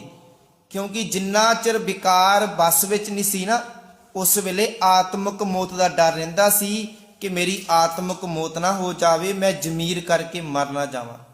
ਹਰ ਵੇਲੇ ਫਿਕਰ ਰਹਿੰਦਾ ਸੀ ਕਿ ਮੈਂ ਕਿਤੇ ਮੇਰਾ ਜੀਵਨ ਝੂਠ ਨਾਲ ਨਾ ਜੁੜ ਜਾਵੇ, ਮੇਰੇ ਜੀਵਨ 'ਚ ਲਾਲਚ ਨਾ ਆ ਜਾਵੇ, ਮੇਰਾ ਜੀਵਨ ਜਿਹੜਾ ਗਲਤ ਪਾਸੇ ਨਾ ਚਲਾ ਜਾਵੇ। ਹੁਣ ਕਾਲ ਕੰਟਕ ਮਾਰਿਆ। ਹੁਣ ਜੀਵਨ ਦੇ ਵਿੱਚੋਂ ਇਹ ਡਰ, ਇਹ ਭੈ ਖਤਮ ਹੋ ਗਿਆ। ਹੁਣ ਮੈਂ ਬੇਫਿਕਰ ਹੋ ਗਿਆ, ਕਿਉਂਕਿ ਮੇਰੇ ਆਤਮਿਕ ਜੀਵਨ ਨੂੰ ਖਤਮ ਕਰਨ ਵਾਲੇ ਜਿਹੜੇ ਪੰਜ ਵਿਕਾਰ ਸੀ, ਉਹ ਮੈਂ ਵਸ ਵਿੱਚ ਕਰ ਲਏ। ਪਾਤਸ਼ਾਹ ਜੀ ਦਾ ਬਚਨ ਆ, ਹੋ ਗੁਸਾਈ ਦਾ ਪਹਿਲਵਾਨੜਾ, ਮੈਂ ਗੁਰ ਮਿਲ ਉੱਚ ਦਮਾਲੜਾ। ਤੁਸੀਂ ਵੇਖੋ ਸਾਡੇ ਪਿੰਡਾਂ ਵਿੱਚ ਅੱਜ ਦੇ ਸਮੇਂ ਵਿੱਚ ਖੈਰ ਤਾਂ ਨਹੀਂ, ਪਰ ਕਈਆਂ ਪਿੰਡਾਂ ਵਿੱਚ ਅੱਜ ਵੀ ਜਿਹੜੀਆਂ ਛਿੰਝਾਂ ਹੁੰਦੀਆਂ ਆ, ਉਹ ਛਿੰਝਾਂ ਦੇ ਵਿੱਚ ਕੀ ਹੁੰਦਾ ਹੈ? ਜਿੱਥੇ ਪਹਿਲਵਾਨ ਲੜਦੇ ਆ, ਅਖਾੜੇ ਲੱਗਦੇ ਵੱਡੇ ਵੱਡੇ, ਪਹਿਲੇ ਸਮਿਆਂ ਵਿੱਚ ਵੀ ਲੱਗਦੇ ਸੀ। ਗੁਰੂ ਅੰਗਦ ਸਾਹਿਬ ਪਾਤਸ਼ਾਹ ਜੀ ਜਿਹੜੇ ਦੂਸਰੇ ਗੁਰੂ ਸਨ ਨਾ, ਗੁਰੂ ਅੰਗਦ ਸਾਹਿਬ ਜੀ, ਉਹਨਾਂ ਨੇ ਵੀ ਜਿਹੜੇ ਮੱਲ ਅਖਾੜੇ ਸ਼ੁਰੂ ਕੀਤੇ ਸੀ। ਗੁਰੂ ਅੰਗਦ ਸਾਹਿਬ ਜੀ ਨੇ ਜਿਹੜੀਆਂ ਗੁਰਮੁਖੀ ਕਲਾਸਾਂ ਲਾਉਂਦੇ ਸਨ, ਤੇ ਨਾਲ ਹੀ ਉਹ ਮੱਲ ਅਖਾੜੇ ਵੀ ਲਾਉਂਦੇ ਸਨ। ਉਹਦਾ ਕਾਰਨ ਕੀ ਸੀ? ਕਹਿੰਦੇ ਜਿੱਥੇ ਸਿੱਖ ਸਰੀਰ ਕਰਕੇ ਤਕੜਾ ਹੈ, ਸਰੀਰ ਕਰਕੇ ਬਹਾਦਰ ਬਣਦਾ ਹੈ, ਉੱਥੇ ਹੀ ਜਿਹੜਾ ਸਿੱਖ ਗੁਰੂ ਦੇ ਸ਼ਬਦ ਨਾਲ ਜੁੜ ਕੇ ਆਪਣੇ ਮਨ ਨੂੰ ਵੀ ਬਹਾਦਰ ਬਣਾਉਂਦਾ ਹੈ, ਆਪਣੇ ਮਨ ਨੂੰ ਵੀ ਤਾਕਤਵਰ ਬਣਾਉਂਦਾ ਹੈ। ਤੇ ਗੁਰੂ ਪਿਆਰ ਵਾਲਿਓ, ਸਾਡੇ ਸਰੀਰ ਨੇ ਤਕੜਾ ਹੋਣਾ ਆ ਕਸਰਤ ਕਰਨ ਦੇ ਨਾਲ, ਵਰਜਿਸ਼ ਕਰਨ ਦੇ ਨਾਲ, ਅੰਨ ਪਾਣੀ ਖਾਣ ਦੇ ਨਾਲ, ਇਹਦੀ ਸੰਭਾਲ ਕਰਨ ਦੇ ਨਾਲ ਸਾਡੇ ਸਰੀਰ ਨੇ ਤਕੜਾ ਹੋਣਾ ਹੈ। ਪਰ ਸਾਡਾ ਮਨ ਤਕੜਾ ਕਿਵੇਂ ਹੋਣਾ? ਸਾਡਾ ਮਨ ਤਕੜਾ ਹੋਣਾ ਚੰਗੀਆਂ ਵਿਚਾਰਾਂ ਸੁਣਨ ਦੇ ਨਾਲ, ਗੁਰਬਾਣੀ ਵਿਚਾਰ ਸੁਣਨ ਦੇ ਨਾਲ, ਪਰਮਾਤਮਾ ਦੇ ਨਾਮ ਦੇ ਨਾਲ ਜੁੜਨ ਕਰਕੇ ਸਾਡਾ ਮਨ ਤਕੜਾ ਹੋਵੇਗਾ, ਬਲਵਾਨ ਹੋਵੇਗਾ। ਤੇ ਗੁਰੂ ਪਿਆਰ ਵਾਲਿਓ, ਜੇਕਰ ਅੱਜ ਤਾਂ ਅਸੀਂ ਦੋਨੇ ਪਾਸੇ ਚਲੇ ਗਏ। ਅੱਜ ਅਸੀਂ ਸਰੀਰ ਕਰਕੇ ਵੀ ਤਕੜੇ ਨਹੀਂ ਰਹੇ ਤੇ ਮਨ ਕਰਕੇ ਵੀ ਤਕੜੇ ਨਹੀਂ ਰਹੇ, ਕਿਉਂਕਿ ਸਾਡੇ ਸਰੀਰ ਨੂੰ ਬਿਮਾਰੀਆਂ ਇੰਨੀਆਂ ਚਿੰਬੜ ਗਈਆਂ ਕਿ ਸਾਡੇ ਕੋਲ ਸਮਾਂ ਨਹੀਂ ਰਿਹਾ ਕਿ ਅਸੀਂ ਆਪਣੇ ਸਰੀਰ ਦੀ ਸੰਭਾਲ ਕਰ ਲਈਏ। ਗੁਰੂ ਪਿਆਰ ਵਾਲਿਓ, ਅਸਲ ਵਿੱਚ ਗੁਰੂ ਦੀ ਬਾਣੀ ਉਹੀ ਪੜ੍ਹ ਸਕਦਾ ਆ ਜਿਹੜਾ ਤੰਦਰੁਸਤ ਹੋਵੇਗਾ ਸਰੀਰ ਕਰਕੇ। ਅਸਲ ਵਿੱਚ ਜੇਕਰ ਤੁਸੀਂ ਤੰਦਰੁਸਤ ਹੋਵੋਗੇ ਨਾ ਸਰੀਰ ਕਰਕੇ, ਤਾਂ ਹੀ ਤੁਸੀਂ ਗੁਰੂ ਨਾਲ ਜੁੜ ਸਕਦੇ, ਤਾਂ ਹੀ ਤੁਸੀਂ ਗੁਰੂ ਦੀ ਬਾਣੀ ਨੂੰ ਪੜ੍ਹ ਸਕਦੇ, ਵਿਚਾਰ ਸਕਦੇ। ਜੇਕਰ ਸਾਡਾ ਸਰੀਰ ਰੋਗੀ ਆ ਫਿਰ ਅਸੀਂ ਗੁਰੂ ਦੀ ਬਾਣੀ ਨਹੀਂ ਪੜ੍ਹ ਸਕਦੇ। ਉਦਾਹਰਨ ਦੇ ਤੌਰ ਤੇ ਵੇਖੋ, ਮੰਨ ਲਓ ਕਈ ਵਾਰੀ ਸਿਰ ਦੁਖ ਰਿਹਾ ਹੁੰਦਾ, ਸਾਡਾ ਘਰ ਦਾ ਕੰਮ ਕਰਨ ਨੂੰ ਜੀ ਨਹੀਂ ਕਰਦਾ, ਕਿਉਂਕਿ ਸਾਡਾ ਧਿਆਨ ਰਹਿੰਦਾ ਸਿਰ ਦੁਖਣ ਵਾਲਾ, ਕਿ ਮੇਰਾ ਸਿਰ ਦਰਦ ਕਰ ਰਿਹਾ ਆ, ਮੇਰੇ ਸਰੀਰ ਨੂੰ ਬੁਖਾਰ ਆ, ਮੇਰਾ ਸਰੀਰ ਨੂੰ ਆਹ ਤਕਲੀਫ ਆ। ਇਸ ਕਰਕੇ ਅਸੀਂ ਕੀ ਕਰਦੇ ਆ, ਅਸੀਂ ਮੰਜੇ ਤੇ ਪੈ ਜਾਂਦੇ ਆ, ਜਾਂ ਚਾਹੇ ਰੈਸਟ ਕਰਦੇ, ਚਾਹੇ ਉਸ ਤਰ੍ਹਾਂ ਬਿਮਾਰੀ ਕਰਕੇ ਪੈ ਜਾਂਦੇ ਆ, ਫਿਰ ਸਾਡਾ ਕੰਮ ਵਿੱਚ ਹੀ ਰਹਿ ਜਾਂਦਾ ਆ। ਸਰੀਰ ਠੀਕ ਹੋਵੇਗਾ ਅਸੀਂ ਦੁਨੀਆ ਦੇ ਕੰਮ ਕਾਰ ਕਰਾਂਗੇ, ਸਰੀਰ ਠੀਕ ਹੋਵੇਗਾ ਫਿਰ ਅਸੀਂ ਗੁਰੂ ਦੇ ਨਾਲ ਜੁੜ ਸਕਦੇ ਹਾਂ। ਜੇ ਸਾਡੀਆਂ ਅੱਖਾਂ ਦੀ ਰੋਸ਼ਨੀ ਹੋਵੇਗੀ, ਜੇ ਕੰਨਾਂ ਨਾਲ ਸੁਣ ਸਕਦੇ ਹੋਵਾਂਗੇ, ਤੇ ਫਿਰ ਹੀ ਅਸੀਂ ਗੁਰੂ ਦੀ ਬਾਣੀ ਵੇਖ ਕੇ ਪੜ੍ਹ ਸਕਦੇ ਹਾਂ, ਕੰਨਾਂ ਨਾਲ ਸੁਣ ਸਕਦੇ ਹਾਂ। ਜੇ ਸਾਡਾ ਸਰੀਰ ਹੀ ਕਮਜ਼ੋਰ ਹੋ ਗਿਆ ਤੇ ਗੁਰੂ ਪਿਆਰ ਵਾਲਿਓ ਅਸੀਂ ਗੁਰੂ ਦੀ ਬਾਣੀ ਨਾਲ ਕਿਵੇਂ ਜੁੜ ਸਕਦੇ। ਸਾਡਾ ਸਿਰ ਦੁਖ ਰਿਹਾ, ਸਰੀਰ ਨੂੰ ਕੋਈ ਪੇਨ ਹੋ ਰਹੀ ਆ, ਕੋਈ ਤਕਲੀਫ ਆ, ਸਾਡਾ ਧਿਆਨ ਜੋੜ ਲੱਗ ਹੀ ਨਹੀਂ ਸਕਦਾ ਗੁਰਬਾਣੀ ਵਿੱਚ। ਇਸ ਕਰਕੇ ਮਾਲਕ ਜੀ ਤਾਂ ਹੀ ਤਾਂ ਕਹਿੰਦੇ ਆ, ਕਰ ਇਸ਼ਨਾਨ ਸਿਮਰ ਪ੍ਰਭ ਆਪਣਾ, ਮਨ ਤਨ ਭੇ ਅਰੋਗਾ। ਕਹਿੰਦੇ ਇਸ਼ਨਾਨ ਕਰ, ਆਪਣੇ ਸਰੀਰ ਨੂੰ ਵੀ ਅਰੋਗ ਕਰ। ਇਸ਼ਨਾਨ ਕਰਨ ਦੇ ਨਾਲ ਕੀ ਹੋਵੇਗਾ, ਤੇਰਾ ਸਰੀਰ ਅਰੋਗ ਹੋਵੇਗਾ। ਇਸ ਸਰੀਰ ਦੀ ਸੰਭਾਲ ਕਰ, ਇਹਦੀ ਕਸਰਤ ਕਰ, ਇਹ ਵਰਜਿਸ਼ ਕਰ। ਸੰਭਾਲ ਕਰੇਗਾ, ਕਸਰਤ ਕਰੇਗਾ, ਤੇਰਾ ਸਰੀਰ ਤੰਦਰੁਸਤ ਰਹੇਗਾ। ਫਿਰ ਮਨ ਤਨ ਭੇ ਅਰੋਗਾ, ਤੇਰਾ ਮਨ ਵੀ ਜਿਹੜਾ ਅਰੋਗ ਰਹੇਗਾ। ਜਦੋਂ ਤੂੰ ਫਿਰ ਸਿਮਰਨ ਦੇ ਨਾਲ ਜੁੜੇਗਾ, ਨਾਮ ਨਾਲ ਜੁੜੇਗਾ, ਤੇਰਾ ਮਨ ਅਰੋਗ ਹੋ ਜਾਵੇਗਾ, ਤੇਰਾ ਮਨ ਰੋਗੀ ਨਹੀਂ ਹੋਵੇਗਾ। ਜਦੋਂ ਸਰੀਰ ਦੀ ਸੰਭਾਲ ਕਰੇਗਾ, ਤੇਰਾ ਸਰੀਰ ਵੀ ਜਿਹੜਾ ਰੋਗੀ ਨਹੀਂ ਹੋਵੇਗਾ। ਪਰ ਗੁਰੂ ਪਿਆਰ ਵਾਲਿਓ, ਅੱਜ ਸਾਡਾ ਜੀਵਨ ਜਿਹੜਾ ਦੋਨੇ ਪਾਸਿਓਂ ਅਸੀਂ ਆਪਣੇ ਜੀਵਨ ਨੂੰ ਪਛਾਣ ਲੈ ਗਏ। ਸਰੀਰ ਕਰਕੇ ਤਕੜੇ ਹੈ, ਪਰ ਵਿੱਚ ਬਹੁਤ ਸਾਰੇ ਨੇ ਜਿਹੜੇ ਸਰੀਰ ਦੀ ਸੰਭਾਲ ਨਹੀਂ ਕਰਦੇ, ਪਰ ਬਹੁਤ ਘੱਟ ਨੇ ਜਿਹੜੇ ਸਰੀਰ ਦੀ ਸੰਭਾਲ ਕਰਦੇ ਆ, ਤੰਦਰੁਸਤ ਰਹਿੰਦੇ ਆ। ਗੁਰੂ ਪਿਆਰ ਵਾਲੇ, ਜਿੱਥੇ ਅਸੀਂ ਹੋਰ ਗੱਲਾਂ ਵੱਲ ਧਿਆਨ ਦਿੰਦੇ ਆ, ਕਿਉਂਕਿ ਇਹ ਸਰੀਰ ਦੇ ਨਾਲ ਹੀ ਸਭ ਕੁਝ ਆ। ਸਰੀਰ ਹੋਵੇਗਾ ਫਿਰ ਹੀ ਅਸੀਂ ਕੁਝ ਕਰ ਸਕਦੇ ਆ, ਆਪਣੇ ਭੈਣ ਭਰਾਵਾਂ ਨੂੰ ਮਿਲ ਸਕਦੇ ਆ।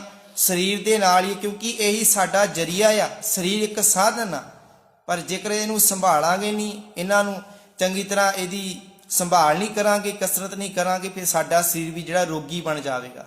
ਤੇ ਪਾਤਸ਼ਾਹ ਕਹਿੰਦੇ ਨੇ, ਹੋ ਗੁਸਾਈ ਦਾ ਪਹਿਲਵਾਨੜਾ, ਮੈਂ ਗੁਰਮਿਲ ਉੱਚ ਦਮਾਲੜਾ। ਪਿੰਡਾਂ ਦੇ ਵਿੱਚ ਅਖਾੜੇ ਲੱਗਦੇ ਹੁੰਦੇ ਸੀ, ਛਿੰਝਾਂ ਹੁੰਦੀਆਂ ਸੀ, ਪਹਿਲਵਾਨ ਹੁੰਦੇ ਸੀ। ਤੇ ਜਿਹੜਾ ਪਹਿਲਵਾਨ ਹੁੰਦਾ ਸੀ ਨਾ, ਉਹ ਆਪਣੇ ਪੱਟ ਤੇ ਹੱਥ ਮਾਰਦਾ ਸੀਗਾ ਤੇ ਆਪਣੇ ਸਿਰ ਤੇ ਨਾ ਇੱਕ ਵੱਡਾ ਸਾਰਾ ਕੱਪੜਾ ਬਣਦਾ ਸੀ, ਉਹਨੂੰ ਫਰਲਾ ਥੋੜਾ ਛੱਡ ਲੈਂਦਾ ਸੀ। ਉਹ ਸਾਰਿਆਂ ਨੂੰ ਦਿਖਾਉਂਦਾ ਹੁੰਦਾ ਸੀ ਕਿ ਭਾਈ ਆ ਪਹਿਲਵਾਨ ਆ, ਜੇ ਕਿਸੇ 'ਚ ਹਿੰਮਤ ਹੈਗੀ ਹੈ ਤੇ ਆ ਕੇ ਮੇਰੇ ਨਾਲ ਲੜ ਸਕਦਾ ਆ, ਮੇਰੇ ਨਾਲ ਘੋਲ ਕਰ ਸਕਦਾ ਆ। ਘੋਲਾਂ ਹੁੰਦੀਆਂ ਸੀਗੀਆਂ। ਵੱਡੇ ਵੱਡੇ ਪਹਿਲਵਾਨ ਸਾਡੇ ਪਿੰਡਾਂ ਵਿੱਚ ਹੁੰਦੇ ਸੀ। ਅੱਜ ਤੱਕ ਕਿਤੇ ਪਹਿਲਵਾਨ ਸਾਨੂੰ ਦੇਖਣ ਨੂੰ ਨਹੀਂ ਮਿਲਦੇ। ਅੱਜ ਤੱਕ ਕੋਈ ਇੱਕ ਅੱਧਾ ਪਹਿਲਵਾਨ ਬਚਿਆ ਹੋਵੇਗਾ, ਨਹੀਂ ਤਾਂ ਇਸ ਪਾਸੇ ਤਾਂ ਸਾਡੇ ਬੱਚੇ ਜਾਂਦੇ ਨਹੀਂ ਹੈ। ਕਿਉਂਕਿ ਅੱਜ ਸਾਡਾ ਸਮਾਂ ਸਾਰਾ ਬੱਚਿਆਂ ਦਾ ਮੋਬਾਈਲ ਫੋਨਾਂ ਦੀ ਸਭ ਹੀ ਆਪਣੀ ਜਿਹੜਾ ਜ਼ੋਰ ਲਾ ਰਹੇ ਆ, ਸਿਰਫ ਉਹਨਾਂ 'ਤੇ ਸਾਰਾ ਸਾਡਾ ਜ਼ੋਰ ਲੱਗ ਰਿਹਾ ਆ। ਕਿਉਂਕਿ ਉਹਨਾਂ ਨੂੰ ਅਸੀਂ ਲੈ ਕੇ ਉਸ ਪਾਸੇ ਗਏ ਜਿਸ ਪਾਸੇ ਉਹਨਾਂ ਦਾ ਜੀਵਨ ਜਿਹੜਾ ਖਤਮ ਹੁੰਦਾ ਜਾ ਰਿਹਾ ਆ। ਤੇ ਗੁਰੂ ਪਿਆਰ ਵਾਲਿਓ, ਪਾਤਸ਼ਾਹ ਕਹਿੰਦੇ ਨੇ, ਹੋ ਗੁਸਾਈ ਦਾ ਪਹਿਲਵਾਨੜਾ, ਮੈਂ ਗੁਰਮਿਲ ਉੱਚ ਦਮਾਲੜਾ। ਕਹਿੰਦੇ, ਹੇ ਮਾਲਕ ਅਕਾਲ ਪੁਰਖ ਵਾਹਿਗੁਰੂ ਦਾ, ਮੈਂ ਅਣਜਾਣ ਜਿਹਾ ਪਹਿਲਵਾਨ ਆ। ਮੈਂ ਅਕਾਲ ਪੁਰਖ ਵਾਹਿਗੁਰੂ ਦਾ ਅਣਜਾਣ ਜਿਹਾ ਪਹਿਲਵਾਨ ਆ। ਮੈਂ ਗੁਰਮਿਲ ਉੱਚ ਦਮਾਲੜਾ। ਕਹਿੰਦੇ, ਮੈਂ ਗੁਰੂ ਨੂੰ ਮਿਲ ਕੇ ਉੱਚੇ ਦਮਾਲੇ ਵਾਲਾ ਹੋ ਗਿਆ, ਮੈਂ ਉੱਚੀ ਸਮਝ ਵਾਲਾ ਹੋ ਗਿਆ। ਅੱਗੇ ਕਹਿੰਦੇ, ਮਾਲਕ ਜੀ ਕਹਿੰਦੇ, ਛਿੰਝ ਹੋਈ ਇਕੱਠੀਆਂ। ਪਾਤਸ਼ਾਹ ਜੀ ਕਹਿੰਦੇ ਨੇ ਕਿ ਕਹਿੰਦੇ ਸਾਰਾ ਜਗਤ ਜਿਹੜਾ ਨਾ, ਇਹ ਜਗਤ ਕੀ ਆ, ਅਖਾੜਾ। ਇਸ ਜਗਤ ਅਖਾੜੇ ਦੇ ਵਿੱਚ ਪਹਿਲਵਾਨ ਜਿਹੜੇ ਆਏ ਹੋਏ ਨੇ, ਜੀਵ ਜਿਹੜੇ ਇੱਥੇ ਘੁੰਮ ਰਹੇ ਨੇ। ਹੁਣ ਜਿਹੜਾ ਅਖਾੜਾ ਹੁੰਦਾ ਨਾ ਗੁਰੂ ਪਿਆਰ ਵਾਲੇ, ਉੱਥੇ ਬਹੁਤ ਸਾਰੇ ਲੋਕ ਇਕੱਠੇ ਹੋਏ ਹੁੰਦੇ ਆ ਪਹਿਲਵਾਨਾਂ ਨੂੰ ਦੇਖਣ ਵਾਸਤੇ। ਤੇ ਇਹ ਜਗਤ ਵੀ ਇੱਕ ਅਖਾੜਾ ਹੈ। ਇੱਥੇ ਜਿਹੜੇ ਜੀਵਨ ਆ ਉਹ ਕੀ ਆ, ਲੋਕ ਆ, ਇਸ ਅਖਾੜੇ ਵਿੱਚ ਇਹ ਵੇਖ ਰਹੇ ਨੇ। ਤੇ ਮਾਲਕ ਪ੍ਰਭੂ ਜਿਹੜਾ ਆਪਣੇ ਇਸ ਅਖਾੜੇ ਨੂੰ ਵੇਖ ਰਿਹਾ, ਆਪ ਬੈਠਾ, ਇਹ ਸਭ ਕੁਝ ਵੇਖ ਰਿਹਾ ਆ। ਕਹਿੰਦੇ, ਬਾਤ ਵੱਜਣ ਟਮਕ ਭੇਰੀਆਂ, ਮਲ ਲੱਥੇ ਲੈਂਦੇ ਫੇਰੀਆਂ। ਹੁਣ ਉੱਥੇ ਨਗਾਰੇ ਵੱਜਦੇ ਆ, ਢੋਲ ਵੱਜਦੇ ਆ, ਤੇ ਜਿਹੜੇ ਪਹਿਲਵਾਨ ਜਿਹੜੇ ਨਾ ਉਹ ਅਖਾੜੇ ਦੇ ਵਿੱਚ ਆਉਂਦੇ ਆ, ਘੁੰਮਦੇ ਆ, ਗੇੜੀਆਂ ਦਿੰਦੇ ਆ। ਤੇ ਮਾਲਕ ਜੀ ਕਹਿੰਦੇ ਨਿਹੱਤੇ 5 ਜਵਾਨ ਮੈਂ ਗੁਰ ਥਾਪੀ ਦਿੱਤੀ ਕੰਡ ਜਿਉ। ਕਹਿੰਦੇ ਮੈਂ ਮਾਲਕ ਦੀ ਕਿਰਪਾ ਦੇ ਨਾਲ ਗੁਰੂ ਨੇ ਮੈਨੂੰ ਥਾਪੜਾ ਦਿੱਤਾ। ਮੈਂ ਨਿਹੱਥੇ ਜਿਹੜੇ 5 ਜਵਾਨ ਸੀ, 5 ਜਵਾਨ ਕਿਹੜੇ ਆ? ਵਿਕਾਰ। 5 ਵਿਕਾਰਾਂ ਤੇ ਕਹਿੰਦੇ ਮੈਂ ਕਾਬੂ ਪਾ ਲਿਆ ਜਦੋਂ ਗੁਰੂ ਨੇ ਮੈਨੂੰ ਥਾਪੜਾ ਦਿੱਤਾ। ਗੁਰੂ ਨੇ ਮੇਰੇ ਤੇ ਕਿਰਪਾ ਕੀਤੀ, ਬਖਸ਼ਿਸ਼ ਕੀਤੀ। ਸਭ ਹੋਈ ਛਿੰਝ ਇਕੱਠੀਆ ਦੇਈ ਬੈਠਾ ਵੇਖੇ ਆਪ ਜੀਓ। ਕਹਿੰਦੇ ਸਾਰੀ ਛਿੰਝ ਜਿਹੜੀ ਚੱਲ ਰਹੀ ਆ, ਮਾਲਕ ਪ੍ਰਭੂ ਇਸ ਜਗਤ ਅਖਾੜੇ ਨੂੰ ਵੇਖ ਰਿਹਾ ਆ। ਤੇ ਜੀਵ ਜਿਹੜੇ ਨਾ ਉਹ ਲੋਕਾਂ ਦੇ ਰੂਪ ਵਿੱਚ ਇਸ ਸੰਸਾਰ ਵਿੱਚ ਆਏ ਹੋਏ ਨੇ, ਉਹ ਜਿਹੜੇ ਮਾਇਆ ਦੀ ਦੌੜ ਭੱਜ ਵਿੱਚ ਲੱਗੇ ਹੋਏ ਨੇ। ਪਰ ਮਾਲਕ ਜੀ ਕਹਿੰਦੇ ਨੇ ਮੈਂ ਤਾਂ ਪ੍ਰਭੂ ਦਾ ਅਣਜਾਣ ਪਹਿਲਵਾਨ ਬਣ ਕੇ ਇਹਨਾਂ 5 ਵਿਕਾਰਾਂ ਤੇ ਕਾਬੂ ਪਾ ਲਿਆ। ਤੇ ਗੁਰੂ ਪਿਆਰ ਵਾਲਿਓ, ਜਿਹੜਾ ਜਿੱਤ ਜਾਂਦਾ ਆ ਤੇ ਉਹ ਜਿਹੜਾ ਉਹਨੂੰ ਫਿਰ ਉਹਦੀ ਸ਼ੋਭਾ ਵੀ ਹੁੰਦੀ, ਵਡਿਆਈ ਵੀ ਹੁੰਦੀ। ਇਸੇ ਤਰ੍ਹਾਂ ਹੀ ਜਦੋਂ ਅਸੀਂ ਆਪਣੇ ਜੀਵਨ ਅੰਦਰ 5 ਵਿਕਾਰਾਂ ਤੇ ਕਾਬੂ ਪਾ ਲਵਾਂਗੇ ਤੇ ਸਾਡੀ ਵੀ ਜੀਵਨ 'ਚ ਸ਼ੋਭਾ ਹੋਵੇਗੀ, ਵਡਿਆਈ ਹੋਵੇਗੀ। ਪਾਤਸ਼ਾਹ ਕਹਿੰਦੇ ਨੇ 5 ਦੂਤ ਤੁਧ ਵਸ ਕੀਤੇ ਕਾਲ ਕੰਟਕ ਮਾਰਿਆ। ਕਹਿੰਦੇ ਮੈਂ ਆਤਮਿਕ ਜੀਵਨ ਜਿਹੜਾ ਸੀ ਨਾ ਖਤਮ ਹੋਣ ਦਾ ਫਿਕਰ ਰਹਿੰਦਾ ਸੀ। ਹੁਣ ਆਤਮਿਕ ਮੌਤ ਜੀਵਨ ਵਿੱਚ ਨਹੀਂ ਹੁੰਦੀ, ਕਿਉਂਕਿ ਮੈਂ ਹੁਣ ਜ਼ਮੀਰ ਕਰਕੇ ਨਹੀਂ ਮਰਦਾ, ਹੁਣ ਮੈਂ ਜ਼ਮੀਰ ਕਰਕੇ ਜਾਗਦਾ ਰਹਿੰਦਾ ਆ। ਧੁਰ ਕਰਮ ਪਾਇਆ ਤੁਧ ਜਿਨ ਕੋ ਸੇ ਨਾਮ ਹਰ ਕੇ ਲਾਗੇ। ਕਹਿੰਦੇ ਅਸਲ ਵਿੱਚ ਜਿਨ੍ਹਾਂ ਨੇ ਜੀਵਨ ਦੇ ਵਿੱਚ ਆਪਣੇ ਕਰਮਾਂ ਦੇ ਵਿੱਚ ਇਹ ਲੇਖ ਲਿਖ ਲਿਆ, ਭਾਵ ਜਿਨ੍ਹਾਂ ਨੇ ਸ਼ੁਰੂ ਤੋਂ ਹੀ ਇਸ ਰਸਤੇ ਉੱਤੇ ਤੁਰਨਾ ਸ਼ੁਰੂ ਕਰ ਦਿੱਤਾ, ਉਹਨਾਂ ਦੇ ਕਰਮ ਚੰਗੇ ਬਣੇ। ਉਹਨਾਂ ਨੇ ਆਪਣੇ ਜੀਵਨ ਅੰਦਰ ਇਹ ਲੇਖ ਲਿਖਿਆ, ਤਾਂ ਹੀ ਉਹ ਪ੍ਰਭੂ ਦੇ ਨਾਮ ਦੇ ਨਾਲ ਜੁੜ ਗਏ। ਉਹ ਨਾਮ ਦੇ ਨਾਲ ਜੁੜ ਗਏ, ਨਾਮ ਦੇ ਨਾਲ ਉਹਨਾਂ ਦੀ ਸੁਰਤ ਜੁੜ ਗਈ, ਕਿਉਂਕਿ ਉਹਨਾਂ ਨੇ ਰਸਤਾ ਇਹ ਚੁਣਿਆ। ਤੇ ਗੁਰੂ ਪਿਆਰ ਵਾਲਿਓ, ਕੋਈ ਇਹ ਇਸ ਤਰ੍ਹਾਂ ਕੋਈ ਪਿੱਛੋਂ ਲਿਖਿਆ ਹੋਇਆ ਨਹੀਂ ਹੋਣਾ ਕਿ ਭਾਈ ਇਹ ਤੇਰੇ ਕਰਮਾਂ ਵਿੱਚ ਆਹ ਚੀਜ਼ ਲਿਖੀ ਆ, ਆਹ ਨਹੀਂ ਲਿਖੀ ਆ। ਗੁਰੂ ਪਿਆਰ ਵਾਲਿਓ, ਇਹ ਤੈਨੂੰ ਆਪ ਅਸੀਂ ਪੜ੍ਹਦੇ ਨਾ, ਕਰਮੀ ਆਪੋ ਆਪਣੀ ਕੇ ਨੇੜੇ ਕੇ ਦੂਰ, ਕਿ ਆਪਣੇ ਕਰਮਾਂ ਤੇ ਡਿਪੈਂਡ ਕਰਦਾ। ਜੇ ਕਰਮ ਚੰਗੇ ਹੋਣਗੇ ਗੁਰੂ ਨਾਲ ਜੁੜਾਂਗੇ, ਨਹੀਂ ਹੋਣਗੇ ਤਾਂ ਗੁਰੂ ਨਾਲ ਟੁੱਟ ਜਾਵਾਂਗੇ। ਤੇ ਗੁਰੂ ਪਿਆਰ ਵਾਲਿਓ, ਹੁਣ ਕੋਈ ਮਨੁੱਖ ਨਸ਼ਾ ਕਰਦਾ ਆ, ਕੋਈ ਗਲਤ ਕੰਮ ਕਰਦਾ ਆ, ਅਸੀਂ ਉਹਨੂੰ ਸਜ਼ਾ ਕਿਉਂ ਦਿਵਾਉਂਦੇ ਆ? ਉਹਨੂੰ ਅਸੀਂ ਮਾਰਦੇ ਕੁੱਟਦੇ ਕਿਉਂ ਆ? ਸਾਨੂੰ ਚਾਹੀਦਾ ਕਿ ਭਾਈ ਇਹ ਤਾਂ ਇਹਦੇ ਕਰਮਾਂ ਵਿੱਚ ਲਿਖਿਆ ਹੋਇਆ, ਇਹਨੂੰ ਛੱਡ ਦੇਣਾ ਚਾਹੀਦਾ, ਇਹਦੇ ਵਿੱਚ ਸਾਡਾ ਕੋਈ ਬਸ ਨਹੀਂ ਹੈ।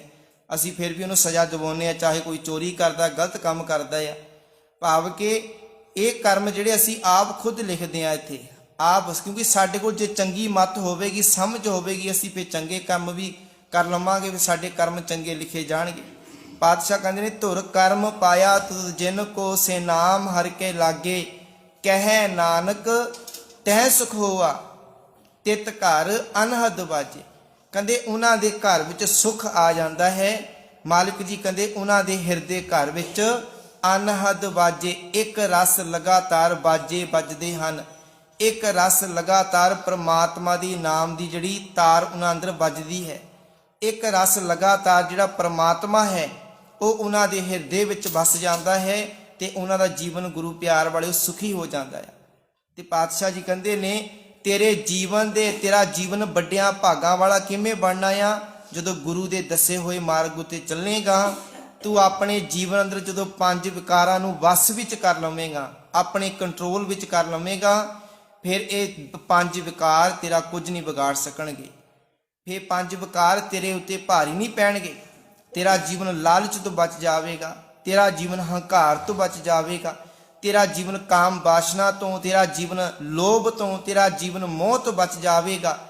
ਪਰ ਜਦੋਂ 5 ਵਿਕਾਰਾਂ ਉੱਤੇ ਤੂੰ ਕਾਬੂ ਪਾ ਲਵੇਂਗਾ ਗੁਰੂ ਦੀ ਮੱਤ ਦੁਆਰਾ, ਫਿਰ ਗੁਰੂ ਹੀ ਸਾਡੇ ਤੇ ਕਿਰਪਾ ਰਹਿਮਤ ਕਰੇਗਾ, ਗੁਰੂ ਨਾਲ ਸਾਡਾ ਜੀਵਨ ਜੁੜੇਗਾ, ਫਿਰ ਹੀ ਸਾਡਾ ਜੀਵਨ ਜਿਹੜਾ ਸੁੱਖਾਂ ਨਾਲ ਭਰ ਜਾਵੇਗਾ, ਸਾਡਾ ਜੀਵਨ ਉੱਚਾ ਬਣ ਜਾਵੇਗਾ।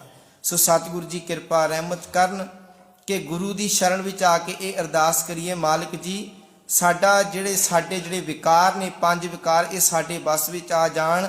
ਤੁਹਾਡੀ ਕਿਰਪਾ ਦੇ ਨਾਲ ਹੀ ਇਹ ਰਹਿਮਤ ਵਰਤ ਸਕਦੀ ਹੈ, ਤੁਹਾਡੀ ਕਿਰਪਾ ਦੇ ਨਾਲ ਹੀ ਇਹ ਜੀਵਨ ਜਿਹੜਾ ਉੱਚਾ ਬਣ ਸਕਦਾ ਹੈ।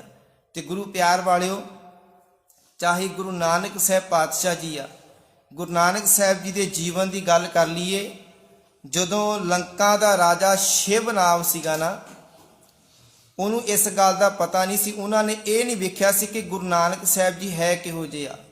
ਜਦੋਂ ਪਤਾ ਲੱਗਾ ਕਿ ਗੁਰੂ ਨਾਨਕ ਸਾਹਿਬ ਜੀ ਲੰਕਾ ਵਿਖੇ ਆ ਰਹੇ ਨੇ ਤੇ ਬਹੁਤ ਸਾਰੇ ਜਿਹੜੇ ਦੇਹਧਾਰੀ ਸੀ, ਜਿਹੜੇ ਪਖੰਡੀ ਸੀ, ਉਹਨਾਂ ਨੇ ਆਪੋ ਆਪਣੀਆਂ ਸਮਾਧੀਆਂ ਲਾ ਕੇ ਬਹਿ ਗਏ ਕਿ ਰਾਜਾ ਸ਼ਿਵਨਾਭ ਨੂੰ ਆਖਣ ਲੱਗੇ ਕਿ ਭਾਈ ਅਸੀਂ ਗੁਰੂ ਨਾਨਕ ਸਾਹਿਬ ਆ।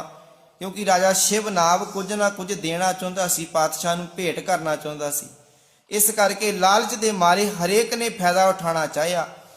ਤੇ ਗੁਰੂ ਪਿਆਰ ਵਾਲਿਓ, ਹੁਣ ਰਾਜਾ ਸ਼ਿਵਨਾਭ ਜਿਹੜਾ ਬੜੇ ਤਰੀਕੇ ਵਰਤਦਾ ਰਿਹਾ ਤੇ ਗੁਰੂ ਪਿਆਰ ਵਾਲਿਓ ਜਿਸ ਕਰਕੇ ਉਹ ਉਹਨਾਂ ਕੰਮਾਂ ਦੇ ਵਿੱਚੋਂ ਫੇਲ ਹੁੰਦੇ ਗਏ। ਅਖੀਰ ਸਮਾਂ ਪਾ ਕੇ ਜਦੋਂ ਗੁਰੂ ਨਾਨਕ ਸਾਹਿਬ ਜੀ ਆਏ ਸੱਚਮੁੱਚ, ਤੇ ਰਾਜਾ ਸ਼ਿਵਨਾਭ ਨੇ ਉੱਥੇ ਫਿਰ ਬੇਸ਼ਵਾਵਾਂ ਦਾ ਨਾਚ ਕਰਵਾਇਆ ਗੁਰੂ ਨਾਨਕ ਸਾਹਿਬ ਜੀ ਦੇ ਸਾਹਮਣੇ। ਤੇ ਉੱਥੇ ਗੁਰੂ ਨਾਨਕ ਸਾਹਿਬ ਜੀ ਨੇ ਇਹੀ ਗੱਲ ਆਖੀ ਸੀ, ਗਾਸ਼ੋ ਪੁੱਤਰੀ ਰਾਜ ਕੁਵਾਰ, ਕਿ ਉਹਨਾਂ ਬੇਸ਼ਵਾਵਾਂ ਨੂੰ ਵੀ ਇਹ ਗੱਲ ਆਖੀ ਸੀ ਕਿ ਤੁਸੀਂ ਤਾਂ ਮੇਰੀਆਂ ਮਾਵਾਂ ਭੈਣਾਂ ਧੀਆਂ ਦੇ ਬਰਾਬਰ ਹੋ, ਤੁਹਾਨੂੰ ਇਹਨਾਂ ਕੰਮਾਂ ਵਿੱਚ ਨਹੀਂ ਪੈਣਾ ਚਾਹੀਦਾ। ਤੇ ਗੁਰੂ ਪਿਆਰ ਵਾਲਿਓ, ਉਹ ਜਿਹੜੀਆਂ ਇਸਤਰੀਆਂ ਵੀ ਗੁਰੂ ਨਾਨਕ ਦੇ ਚਰਨਾਂ 'ਚ ਪੈ ਗਈਆਂ। ਭਾਵ ਕਿ ਰਾਜਾ ਸ਼ਿਵਨਾਭ ਵੇਖਣਾ ਚਾਹੁੰਦਾ ਸੀ ਕਿ ਗੁਰੂ ਨਾਨਕ ਸਾਹਿਬ ਜੀ ਨਾਲ ਇਸਤਰੀਆਂ ਨੂੰ ਵੇਖ ਕੇ ਕਿਤੇ ਮੋਹਿਤ ਤਾਂ ਨਹੀਂ ਹੋ ਜਾਂਦੇ। ਹੁਣ ਵੇਖੋ, ਗੁਰੂ ਨਾਨਕ ਸਾਹਿਬ ਜੀ ਨੇ 5 ਵਿਕਾਰਾਂ ਤੇ ਉਹਨਾਂ ਦਾ ਕਾਬੂ ਸੀਗਾ, ਉਹਨਾਂ ਨੇ ਆਪਣੇ ਵਸ ਵਿੱਚ ਕੀਤੇ ਹੋਏ ਸੀਗੇ। ਤੇ ਗੁਰੂ ਪਿਆਰ ਵਾਲਿਓ, ਜੋ ਸਾਡੇ 5 ਵਿਕਾਰ ਵਸ ਵਿੱਚ ਹੋ ਜਾਣਗੇ, ਫਿਰ ਸਮਝ ਲਓ ਅਸੀਂ ਦੁਨੀਆ ਨੂੰ ਜਿੱਤ ਲਿਆ, ਅਸੀਂ ਆਪਣੇ ਮਨ ਨੂੰ ਜਿੱਤ ਲਿਆ। ਇਹ 5 ਵਿਕਾਰ ਹੀ ਆ ਜਿਹੜੇ ਸਾਡੇ ਜੀਵਨ ਨੂੰ ਉਲਝਣਾ ਵਿੱਚ ਪਾਈ ਫਿਰਦੇ ਆ, ਸਾਨੂੰ ਘੁਮਾਈ ਫਿਰਦੇ ਆ, ਭਟਕਾਈ ਫਿਰਦੇ ਆ। ਸਤਿਗੁਰੂ ਜੀ ਕਿਰਪਾ ਰਹਿਮਤ ਕਰਨ, ਸਾਡਾ ਜੀਵਨ ਗੁਰੂ ਨਾਲ ਜੁੜੇ, ਆਨੰਦਮਈ ਬਣ ਜਾਵੇ। ਵਿਚਾਰਾਂ ਕਰਦੇ ਆ ਭੁੱਲਾਂ ਦੀ ਖਿਮਾ, ਫਤਿਹ ਨਾਲ ਸਾਂਝ ਪਾਈਏ। ਵਾਹਿਗੁਰੂ ਜੀ ਕਾ ਖਾਲਸਾ, ਵਾਹਿਗੁਰੂ ਜੀ ਕੀ ਫਤਿਹ।